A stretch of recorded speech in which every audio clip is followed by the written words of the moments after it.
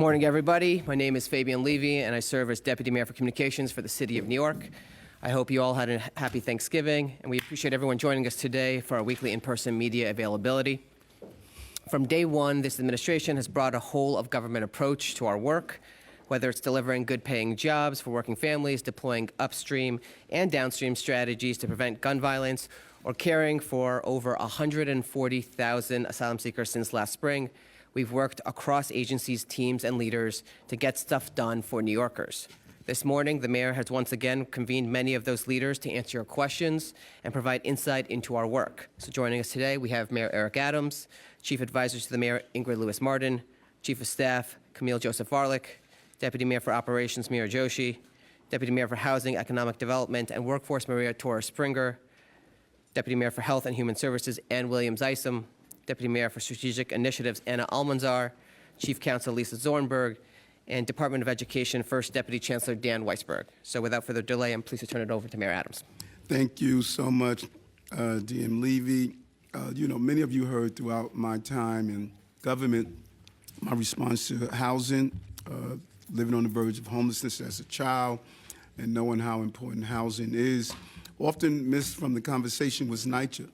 And this administration under Deputy Mayor Maria Torres-Springer and former Chief Housing Officer, they both understood that NYCHA was going to be on the forefront of what we did around housing. And when you look at all of our proposals, you'll see that NYCHA is #1. And I was really proud last week to join Governor Hochul and lawmakers as we rolled out a real plan for dealing with NYCHA's emergency rental assistance for residents, and it was included in the state budget.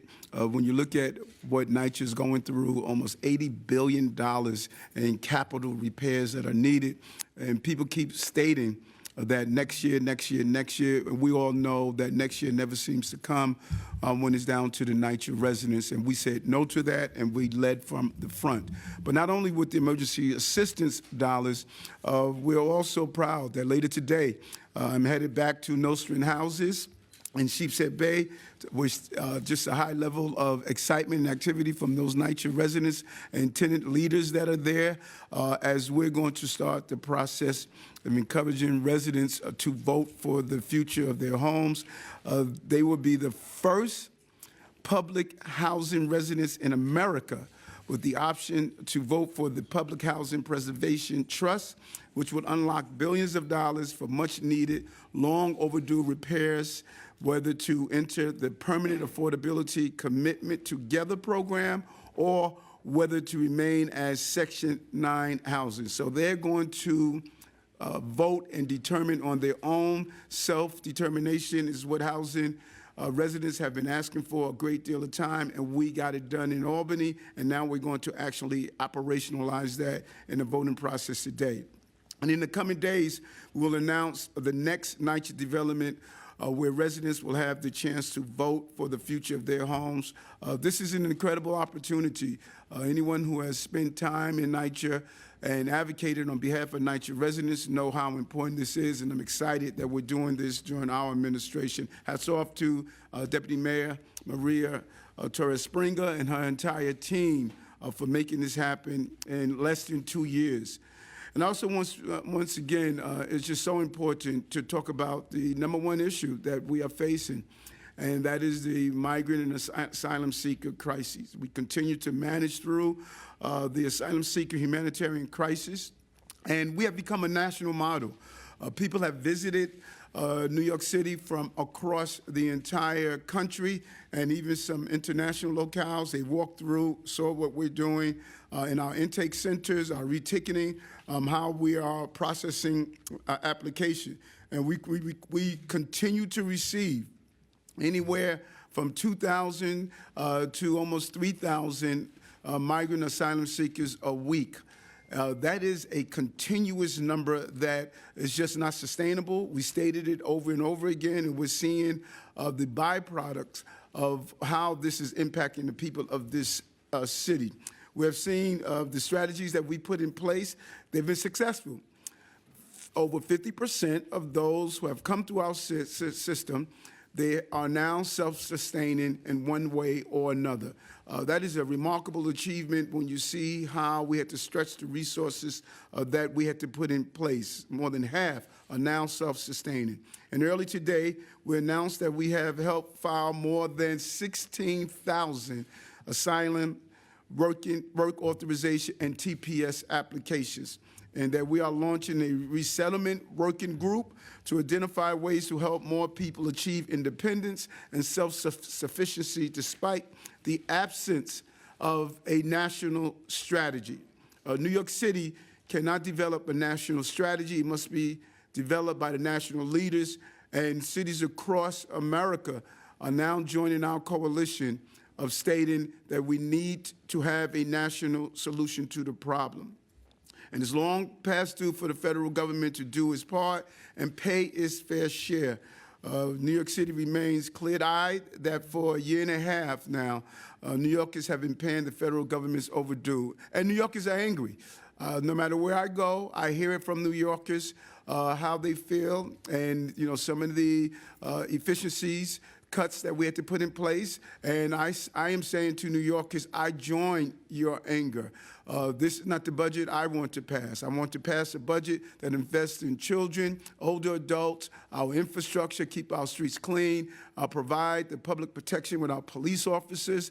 That's the budget we passed, and that's the budget we wanted to keep. But the November plan caused us to go back to the table because of the cost of not only the migrant and asylum seekers, but sunsetting of COVID dollars, making sure that our members of the civil service population, union members, are paid a decent salary. All of these came together to create this perfect storm that we are facing and that we must address.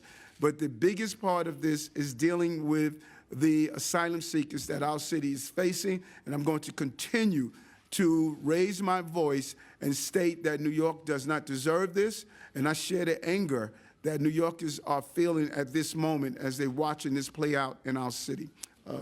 DM Levy, I'll turn it over to you so we could answer some questions. Thank you, Mayor. So we'll take some off-topic questions now. Mr. Mayor, we're hearing that the pilot program for Night Scope, which is the robot patrolling Times Square, is ending soon. What's the status on that, and can you tell us how this company got on your radar in the first place? Do you know of any other cities that have contracted with them? Are you satisfied with the program? Okay, tell me which program I didn't. Night Scope, the robot that's patrolling Times Square. Yeah, the police commissioner would give us an observation of, an overview on how well it's doing, and are we going to expand it? So he will give a briefing on exactly what his thoughts are and if we're going to grow the program. Listen, many people know from my days in the state Senate, I believe in technology. When you look at in the state Senate, we looked at cameras on guns for police officers. That's after we had some shootings. You can look throughout my career. I'm a tech geek. I was a computer programmer as a transit police officer. We have to run cities better, and those technologies that are not appropriate, we're just going to move on and try something new. So the police commissioner will give you an overview on it. Thank you. Mr. Mayor, I wanted to circle back to something you said last week in response to my colleague Michael Gardlin's question. You said that the first time you went to Turkey was on a Senate delegation trip that also included a stop in Azerbaijan. None of your financial disclosures from the state Senate include any information on such a trip. So I guess the first part of my question is, why was that not disclosed if it was a Senate trip? When did that trip happen, and who else was on it? And on a separate matter, I just wanted to check in about the status of Brianna Suggs's work on your re-election campaign. Is she still raising funds for her re-election, or has her duties been modified in any way since the FBI raided her home? So let me peel it back in layers. My first actual trip, for those who was here, that was the first governmental trip, but the first trip that I went on was a personal trip. I actually joked about it. It was on Thanksgiving of that year. It was a three-day trip. And we would look at our Senate records. There was a trip that we went with the state Senate. Senator Simowitz was on the trip with me. Assemblyman Simowitz was on the trip. Assemblyman Burokrasi also joined us on the trip. But I'll look at the record. If it wasn't, it was an oversight, and we'll find out how we can modify it if that was the case. And with Brianna, she's no longer doing fundraising for the campaign. And so it was a government-funded trip, the Senate delegation trip? We're gonna do our Yes. Yolanda Vázquez from Telemundo, alcalde. Good, how are you? With this FBI investigation against your campaign, and now with the lawsuit for alleged sexual assault, do you feel there is maybe some political persecution? If so, who could be behind this? Well, I can't speculate on unknowns. There's one skill that I have that has helped me throughout my entire professional life is how to put things in a proper compartment and surround yourself with trusted people and always being able to, stay focused, no distractions and grind. Those are the three words I use often. And I can't speculate how things happen. I have a very complex city to run. And from my days of being mentored by Mayor Dinkins, I was clear that, the goal is to, make sure that we move the city forward. And the team will do, the proper things that's done. One thing I'm clear on, that we need to deal with this asylum seeker crisis. It has impacted our city, but I can't speculate on anything other than that. Mr. Mayor, how are you? Your office has said that a list of buildings that are being prioritized for fire inspections doesn't exist, but your FDNY commissioner has said this list does exist. Could you clarify this discrepancy, and do you think it's okay to prioritize some projects over others? And then secondly, Representative Alexandria Ocasio-Cortez has said that she doesn't trust your budget math and that the cuts may not be necessary. What is your response to her? Yes, go ahead, Deputy Mayor. Yes, because the title of the list that's been reported in the press is DMO list, and I'm the Deputy Mayor of Operations, and I have no knowledge of this supposed list. It may have existed under prior administrations. That may be a reference to its existence under prior administrations by the fire commissioner. Under the Adams administration, there is no DMO list. And we should be clear, if people go back to my campaigning, I talked about the bureaucracy of government. It takes too long. No one wants to build in our city. No one wants to open a business in our city. People have, on the campaign trail, they've stopped me. They talked about my business roundtable, my small business roundtable, and what Deputy Mayor Mayor Joshi has done under the SBS, under all of the entities under her portfolio, and what Deputy Mayor Maria Torres Springer has done. We've stated that this place can't be so cumbersome, but we follow the rules. Let's be clear. The same way we will handle a large building, we will handle a small property owner that's having a challenge of navigating an entity. This is what we do. We believe in get stuff done. That is what this administration prides themselves on. But this creation of a list, this administration did not create a list. We do not have a deputy mayor of operation list to expedite. We believe in moving bureaucracy. Mayor, can I just add to Yes. that? Deputy Mayor Joshi mentioned at the last briefing that part of our work was to fix the systemic issues that have plagued building and growth in the city. These are issues that are related to land use, to permitting, to environmental review. We didn't do this yesterday. The mayor charged us with doing this in the first year of this administration. And for those who want to geek out on the details, which we often do, I'll remind everyone that we put out a full comprehensive report called Get Stuff Built, with 111 recommendations for fixing the land use, permitting, and environmental process. That report went out in December of last year, 111 recommendations. all of which are being implemented, 20 of which are done.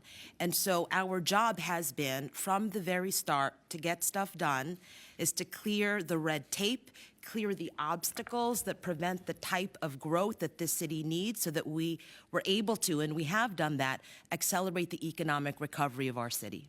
And you know, the greatest negative that I discovered on the campaign trail, we have something called in the city called expediters, where people who do business with the city, they build it into their budget to hire a person to get stuff done inside a governmental agency.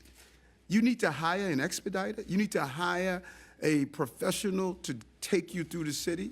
And we said no to that. That's not the city we're going to be, where you have to hire. So if you don't have the money to hire a professional, you're left on the side. No, we don't believe that in this administration, and that's where DM Maria Torres Springer made sure that we get stuff done in the city and get stuff built.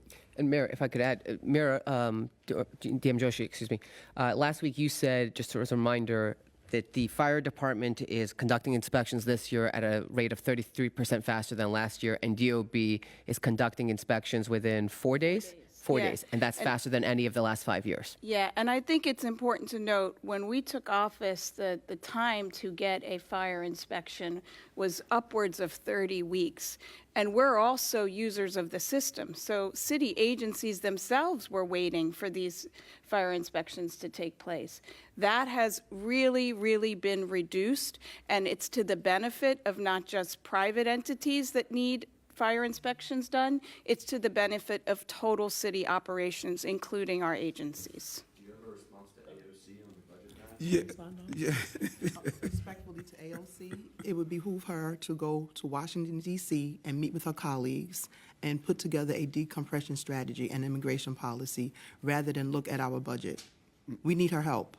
That's what she's there for. She's supposed to put together an immigration process. And if an immigration process were in place, New York City wouldn't be in the condition that it's in now. I would also just point out that we did a technical briefing for reporters. We have the budget books that are out there, so Congresswoman Ocasio-Cortez can actually look at all these numbers up front. But I think the budget situation we're in is another reminder of how critical public-private partnerships are to our city's success. And the perfect example of that is the Fifth Avenue Holiday Open Streets. That's been helped greatly by private partnerships. So maybe if Deputy Mayor Joshi wants to talk about that a little bit. Sure. So the model that the Fifth Avenue redesign is based on is one that's new and we think very, very promising. It is a partnership between the city as well as the two anchor parks, the jewels on Fifth Avenue, Bryant Park and Central Park, represented by the Bryant Park Corporation and Central Park Conservancy, as well as two of the bids, the Fifth Avenue Association and the Grand Central Partnership. Together with the city, we are working on a design.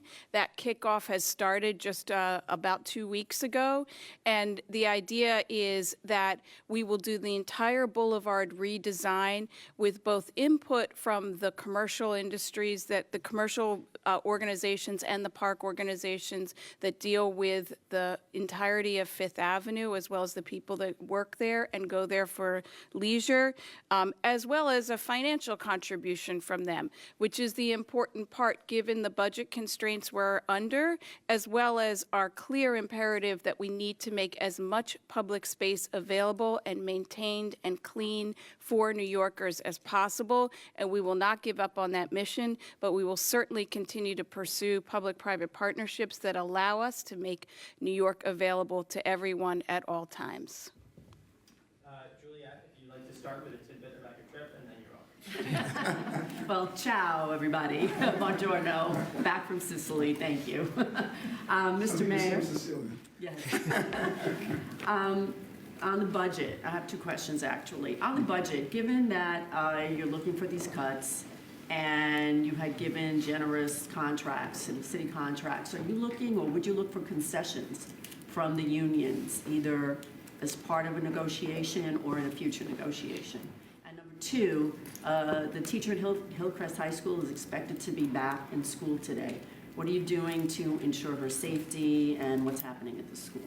So Dan would talk about Hillcrest. I thought it was the right thing to do for the chancellor to go out.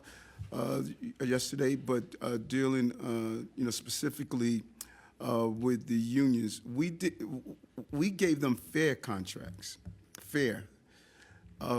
City workers were reaching a point that they could not live in the city that they were working in.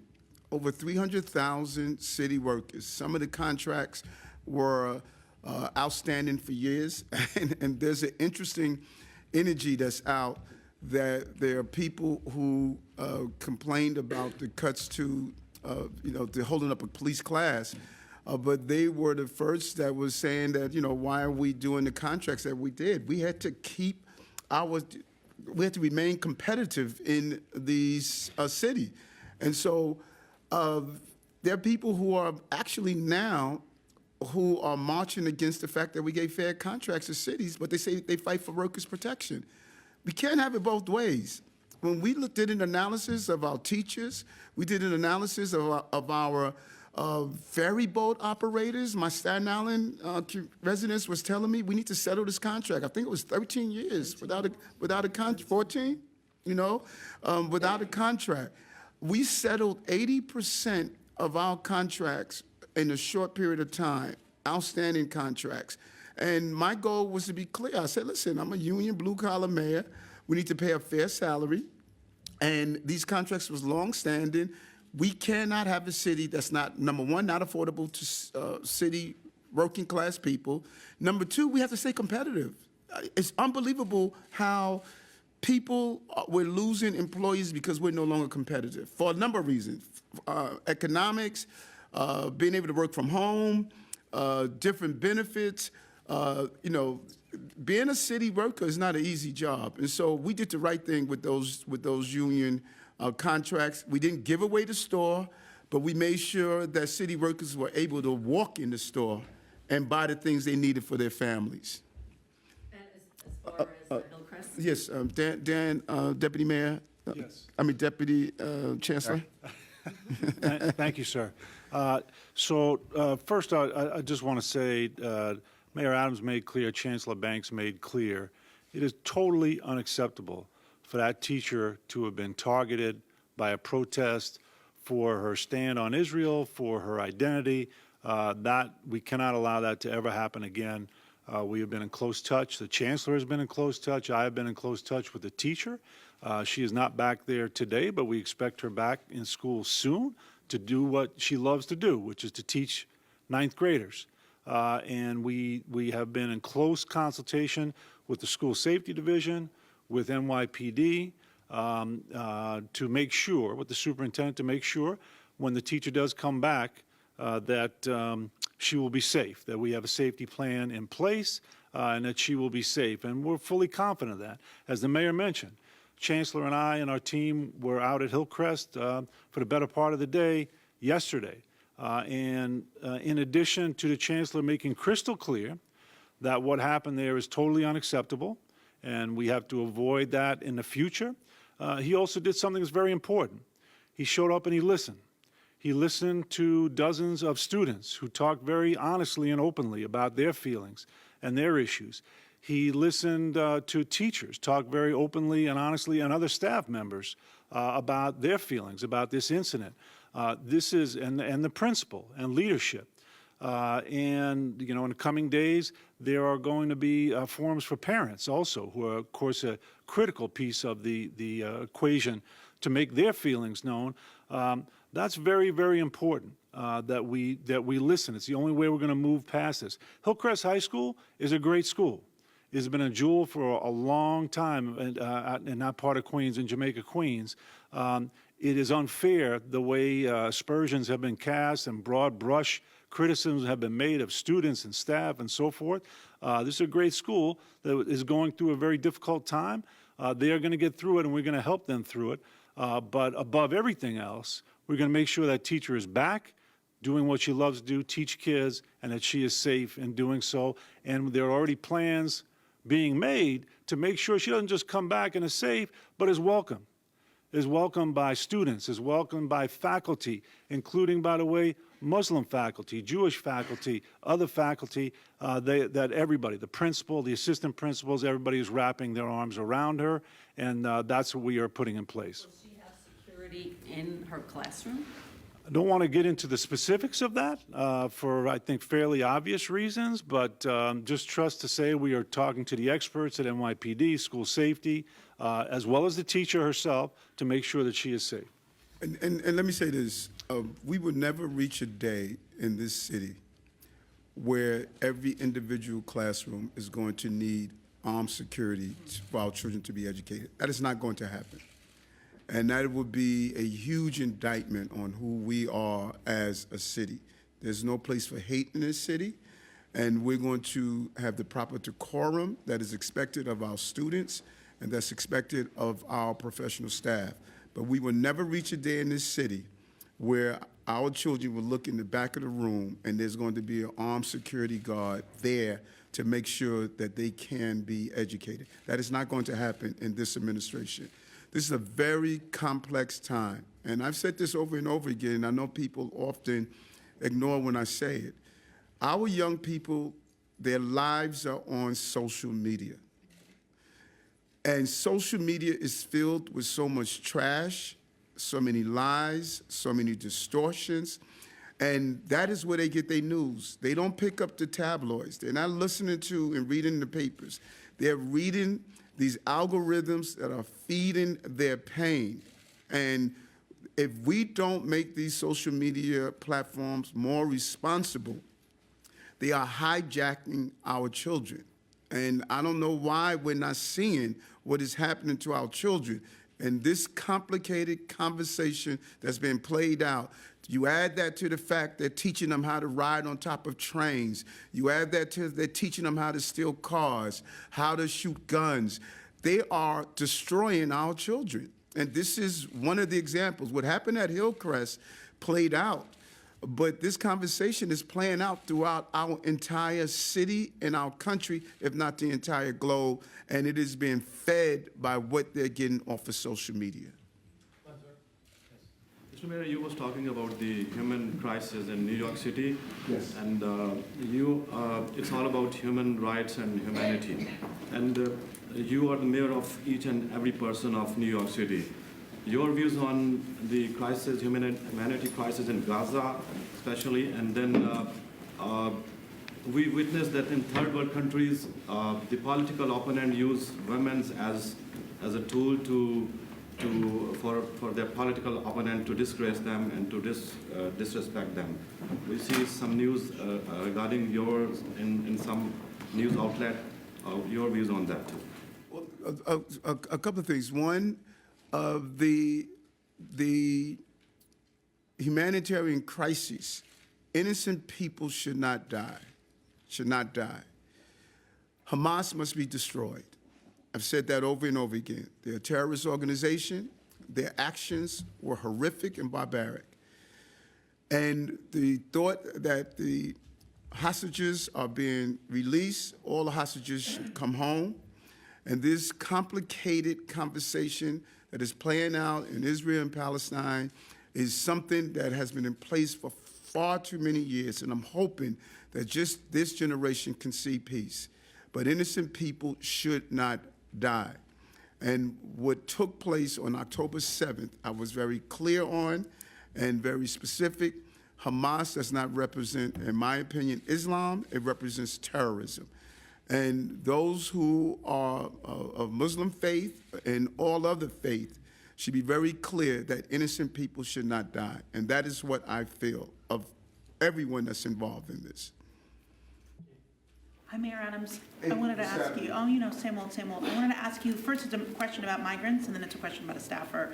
I wanted to know, and maybe Deputy Mayor Williams-Eisen can ask, because we've spoken to some migrants who, in order to not lose their seat in line to get a bed, they're sleeping outside, and I know there's a cold blue. So do you have the average wait time for beds? What precautions are in place, given the cold blue, and how many people are currently waiting for beds? And you had previously, your office had said in response to our story about your staffer, longtime staffer, or first volunteer, now staffer, Winnie Greco, that you were reviewing what we reported.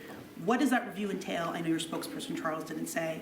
And is she still currently an active and paid employee on your staff? Yeah, Wendy's still employed with the City of New York, and whenever there is, let's be clear, whenever there's any form of allegation of any city employee, there's a process. We have a Department of Investigation.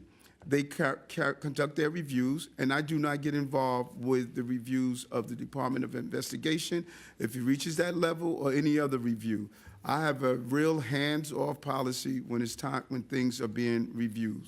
You know, we get everything from the police department to other entities, other agencies. The city's very procedural when it comes down to if there's a complaint made on any kind that is reviewed by the appropriate agencies. Have you spoken to her? When I see her, I say ni hao. You know, that's hello. You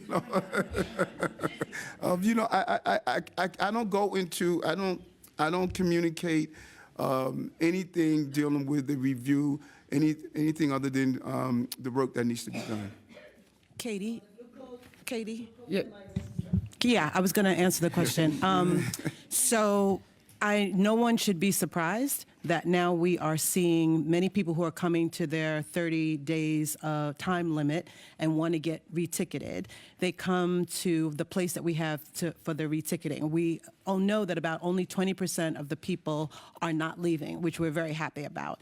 But with 120,000 people that we're taking care of and with not the help that we need from the federal government, we knew that we would be at this moment. When there is a code blue, it's not my understanding that any of the migrants were there overnight. I know that people have been getting to the reticketing site early in the morning so that they can get online. They're trying to look for a spot. And, you know, I can't tell you what the average wait time is because if there's something available, we will give it to them.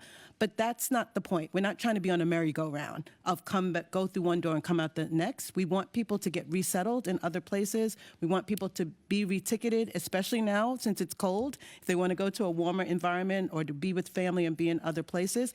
So what we're seeing right now is what we have been predicting for many, many months, that it is very difficult because our capacity is full right now. Are you saying they're not sleeping overnight on town? I'm saying that what we've been reported, I think even like this morning, there were 200 people that are online at our reticketing center. I don't know that there's massive amount of people who are sleeping outside. Yeah, and we don't want that. We need to be extremely clear. That is not our desire. But when you reach capacity, you reach capacity. And, you know, what Deputy Mayor Williams Isom has been able to accomplish, and Chief of Staff Camille Joseph-Wallach has been able to accomplish, is, you know, getting people in. So we don't want this. We've been talking about this for, you know, over a year now. Over 200 emergency, shelters were open. You know, this is just not sustainable. And so now the winter months are coming. We're really concerned about people being in inclement weather, but this is the reality that we're facing as a city. And I would just add, as a reminder, Deputy Mayor Williams Isom has spoken about this multiple times, but states like Massachusetts are also cold states. Cities like Chicago, cold states. They've already put limits on how many people can come in. Massachusetts, I think, capped it at less than 7,500 families. Yep. We're at over 140,000 people. Yep. And, you know, from 140,000 plus people, less than half are still in our care. So, you know, people are moving on to the next step of their journey, and that's what we've been trying to help them do over the last year plus. Yeah. Good morning, Mr. Mayor. How are you? Small businesses make up 40% of the New York workforce. We just had Small Business Saturday last week. Could you update us or brief us on how well it did? Do we have any exact numbers, Deputy Mayor Maria Torres-Stringer? I'm happy to talk about our efforts, and we'll follow up on specifically what outcomes were from Small Business Saturday. But we try to celebrate small businesses, of course, not just on Small Business Saturday and every year, because they are such critical drivers of our economic recovery. And when you look at factors that led to the all-time job record, it has included the resurgence of small businesses. The last count, about, I think, 1 in 7 or 1 in 8 businesses that exist today in New York City, small businesses, opened in this administration. So we're really seeing that resurgence. Last week, as part of Small Business Saturday, we did a number of activations and partnerships to make sure that New Yorkers continue to think big, but shop local, shop small, and shop often. And that included efforts with our business improvement districts. It included a number of media pushes to make sure that New Yorkers knew about how and where to shop and to do that, and a number of other activations. So we'll follow up specifically on how we did, but I think if the last couple of years is any indicator, we're going to see that those numbers are strong because New Yorkers love their small businesses, and everyone knows that they're critical not just for neighborhood strength, but for the continued recovery of our economy. Yes. What has the Biden administration responded to? What have you specifically asked for from them? Our talking points have been the same, and our directions they have been clear. We need a decompression strategy at the border. 108,000 city, towns, and villages throughout this country. We could absorb this better if we had a decompression strategy. Second, we need to secure the borders. We need to be clear that whomever is coming into our country is properly vetted, and wherever those areas people are coming through without being vetted, we need to make sure that it's secure. And this price tag should not be placed on cities, not only New York. The coalition we put together with Denver, Chicago, Los Angeles, Houston, as well as the state of Massachusetts, we're saying that local municipalities should not have to pick up this cost. It's wrong for the asylum seekers, and it's wrong for the taxpayers of these different municipalities. And we believe it's imperative. The number one thing that just makes sense to me: let them work. Let them work. I mean, So it sounds like you're on the same page almost as Governor Abbott in Texas, because he says some of the same things that you just said. Have you talked directly with him? Well, he's on a different book than I am. My book is collaboration and not to displace the problem I have in the city to other municipalities. That's wrong to do. And we reached out at the beginning of this and stated, how do we coordinate together? If he wants to be part of the coalition of Chicago, Denver, Los Angeles, Houston, and others, we welcome a unified voice around specific issues. But we're never going to reach the point where we're going to treat people in an inhumane way. What he did was inhumane.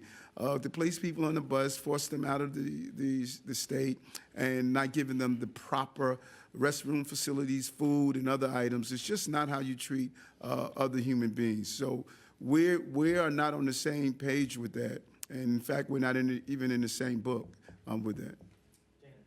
Thank you. As far as Breonna Suggs is concerned, why is she no longer fundraising for the campaign after you initially said she would continue to do so? Have you asked her to step aside? I'm not going to go into personal conversations. And, this is, as we said over and over again, this is an active review. And the question was asked, is she still fundraising? And I said no to that. I want to go back to the migrant crisis. City Comptroller Brad Landers in D.C. today, meeting with some White House officials. I wanted to get your response to that. You've criticized them in the past for being the loudest voice in the room but not doing enough. Do you think this trip will be helpful? I also wanted to get, you announced today that you've helped over 16,000 migrants apply for TPS and work authorization. How many have actually gotten work authorization? And final question, you announced today about the Corona Plaza vendors. I wanted to know how those 14 vendors will be chosen and when those permits will go out. Jim? Yeah, you want me to start? Yes, so I please. actually had a conversation with the comptroller this morning when he was on his way down to make sure he had everything that he needs. So I'm very excited that he's down there. I wish all New Yorkers and people who have any influence can make sure that they are saying about what New York City has been doing, how we have weathered this storm, and how if we don't get the financial support that we need and all the other things that the mayor talked about, that we are sort of bearing this brunt on our own. So I was happy to have that conversation with him this morning. And what was the other question you asked about migrants? Oh, there was. So Camille, I think we got notice from the White House that it was about 2,200. I don't know if those people have been mailed their work authorizations, but it's our understanding that about 2,200 people have been given the right to work. And those 2,200 are emanating from the federal work clinics as well as the applications that we've submitted. And then separate from that, there are several hundred that we know already have their work permits in the city.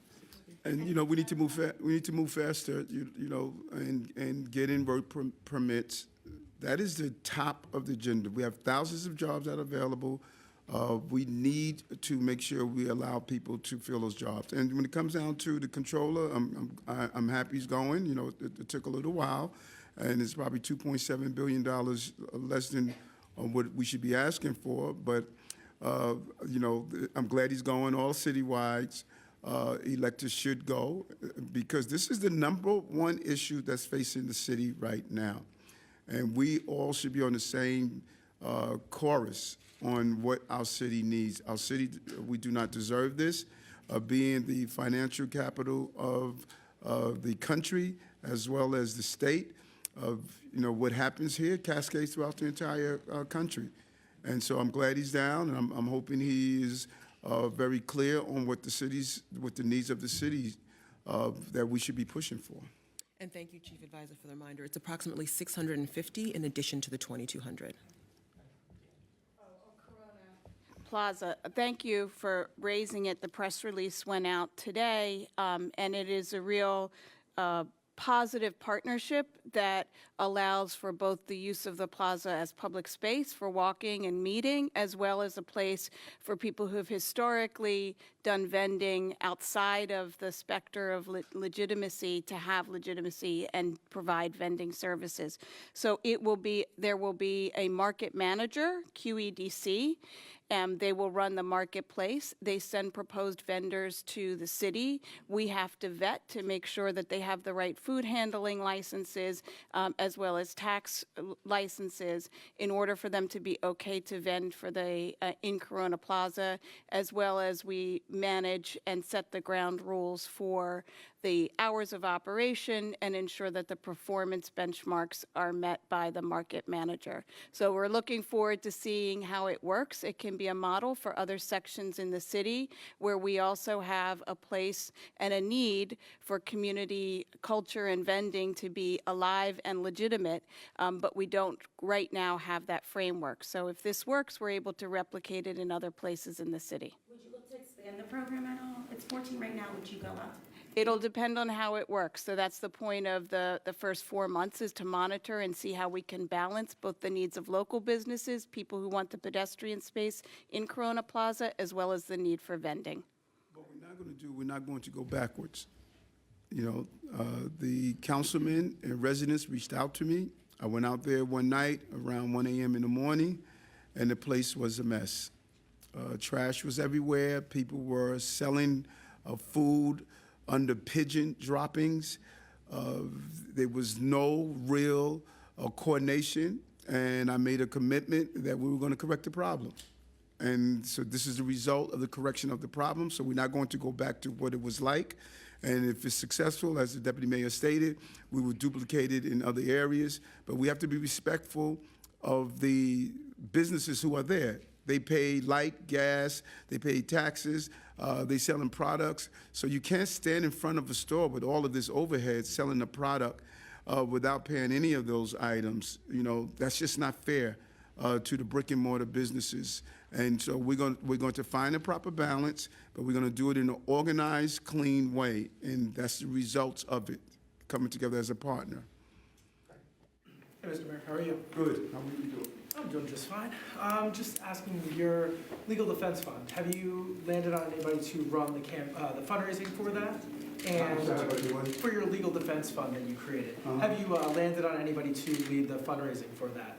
And this might be for more Deputy Mayor, but with the reticketing center that is in the East Village, what is the city doing? So migrants are telling us they're getting there at 5 a.m. to line up. Sometimes they're waiting 12, 13 hours, not getting into a bed because everything's full. So what is the city doing then to keep them warm? Obviously, the temperatures are going to start dipping during the day. And then why consolidate all the reticketing to one place where then it's forcing hundreds of migrants to line up outside each day? Should I start? Well, first, and I want to thank some of you who are in the media. I'm not going to call you out for asking me how you can donate to me. It's really kind of you.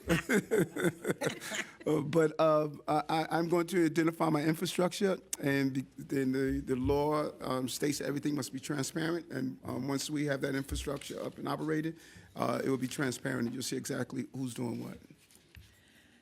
Craig, so you know that I'm going to say I understand why you're asking me these questions, but I almost want to say these are the questions we should be asking the federal government.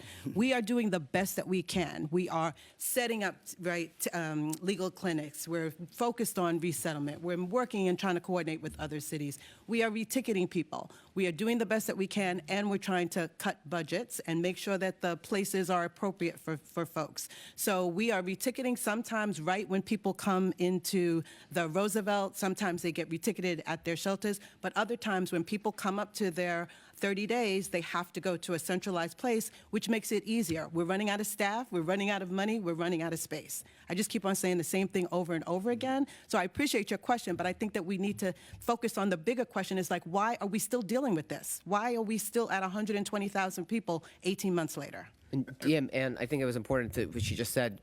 Thank Craig, you, Fabian. everything you say is important. Thank you. But respectfully, Craig, the premise of your question is wrong because she just said it. There's multiple places that we're doing reticketing. That's for people who are doing the coming back for the 30 or 60 days. But there's hundreds of people still coming every single day into the Roosevelt, so we're still doing reticketing there. So there's multiple. Ticketing. Yeah.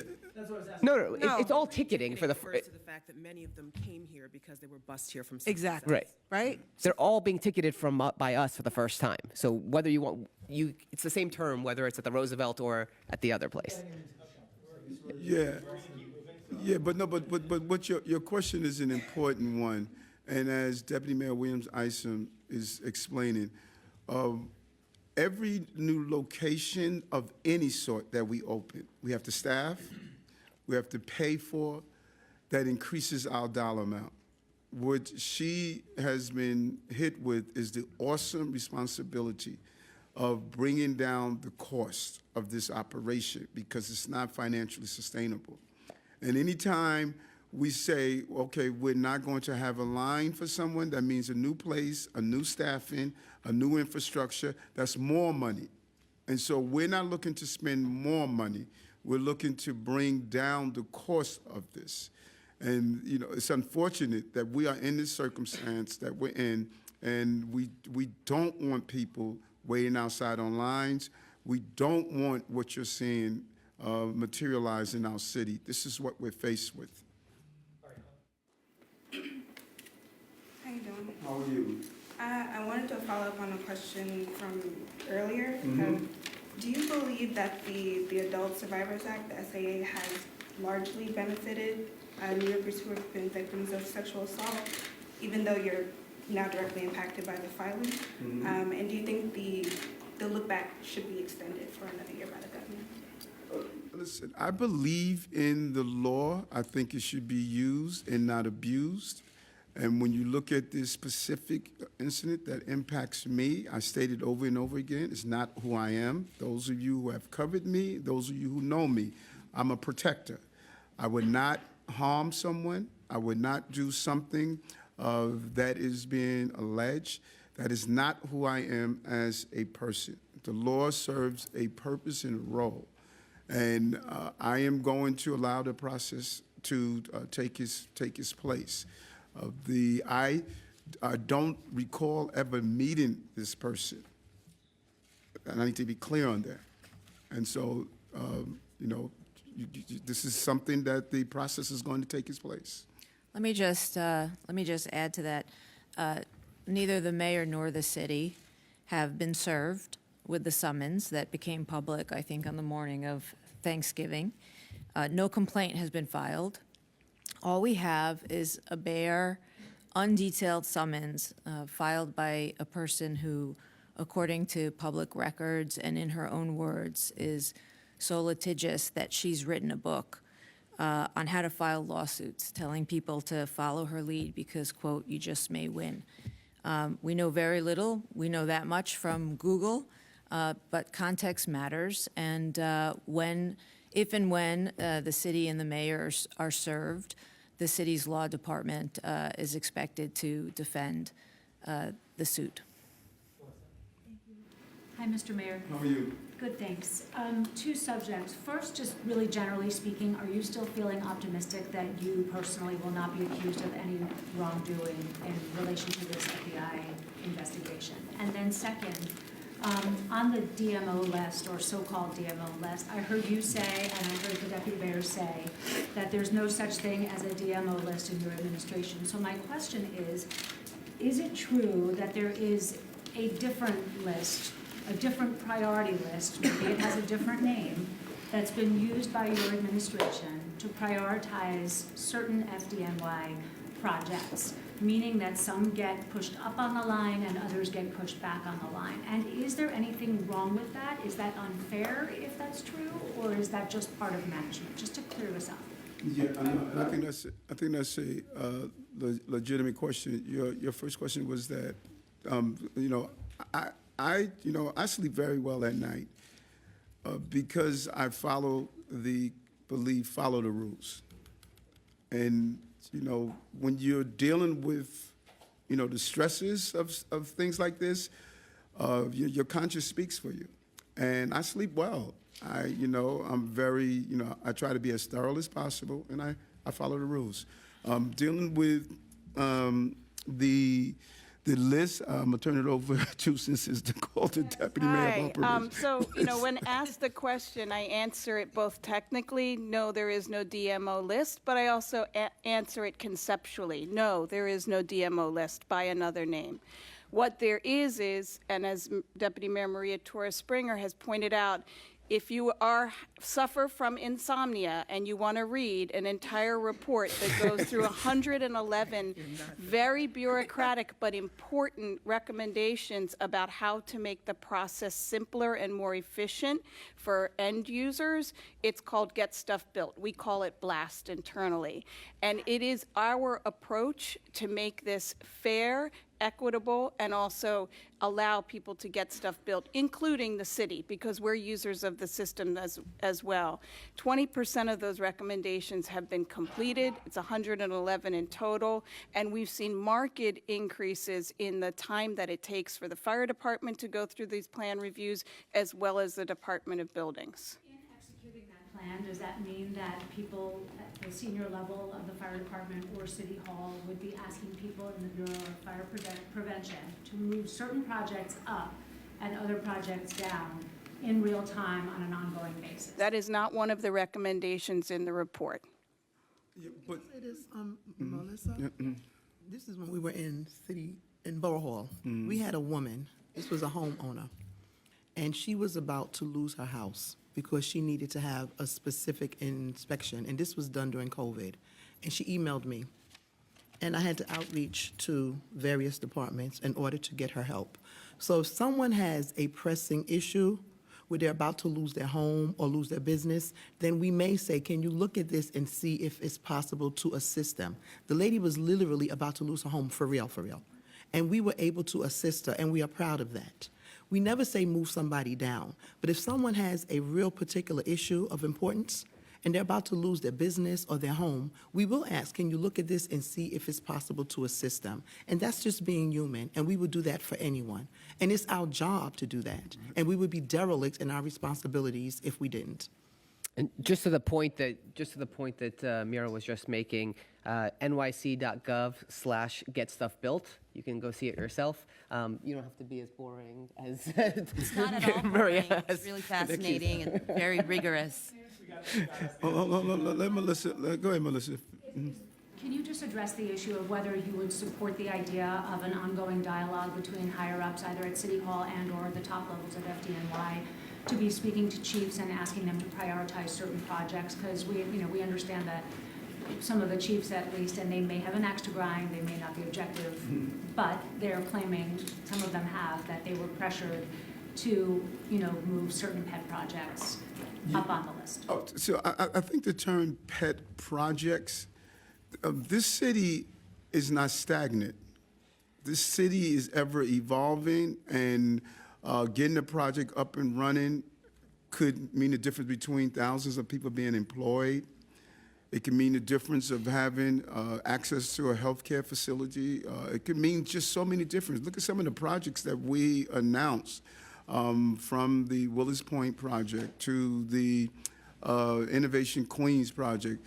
And so we have to take the totality of the entire city. And one agency, of any agency, no matter what it is, cannot make the determination of the citywide mission. And that is what has happened in government. You will have an agency that makes the determination what the citywide mission is. And that's not how this administration operates. We all come together and say, the actions we do, how does it impact the entire city? And so I enjoy sitting down with all of my leaders from all of my agencies. There's no one in any agency that states we've reached out to the mayor to give him ideas, to speak with him, and he said no to that. That is just not true if someone is saying that. So we're going to take our last couple. Mr. Mayor, was the city comptroller, did he invite you on this trip? Did you consider going with him? And then you also mentioned a resettlement working group. What exactly does that entail? Is that involved with the state? Is that just a city thing? Who's involved with that? No, the controller reached out to the office to find out what are some of the things that we're asking for. And he was going down, I think he was going down for some type of labor conference or something that was happening. And he used that as an opportunity to push this #1 issue that's facing our city. Who wants to talk about the working group? Camille? Sure, I can take it. So the resettlement group is led by the interim acting director of the Office of Asylum Seekers, Molly Schaefer. And in addition to that, it's a cross-sectional group of folks from multiple agencies and teams across the administration. And it pulls together the work that we've been doing actually for months with nonprofits, with other organizations that do resettlement, including our conversations with other cities and states as well. How does that differ from the one that's already going on with the state? What is going on with the state? The state has its own resettlement program that they're working on, and they've had The funding MRAP for. program? The MRAP program? Yeah, sure. I mean, it's a separate program. That's a very specific program that the state is administering. What we're talking about is broader than New York State. It's looking at the entire country since this is a national crisis. Oh, so you have people from other states involved in this working group?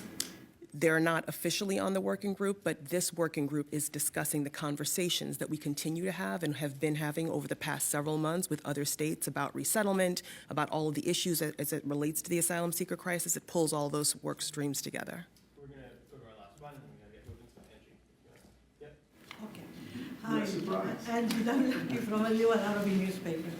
How are you making sure that the city prepared for Islamophobic attacks on Arabs and Muslims, especially after the news of shooting 3 Palestinian students in Vermont for simply wearing a Palestinian scarf and talking Arabic in public?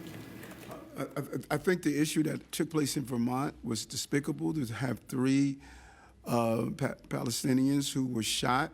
I believe I read today that they apprehended the potential suspect. I'm glad that happened.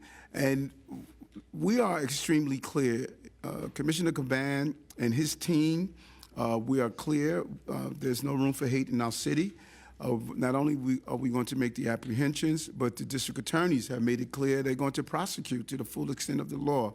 To have someone assaulted, to have your property defaced, or any other hateful act merely because of your race, your religion, your gender, is unacceptable.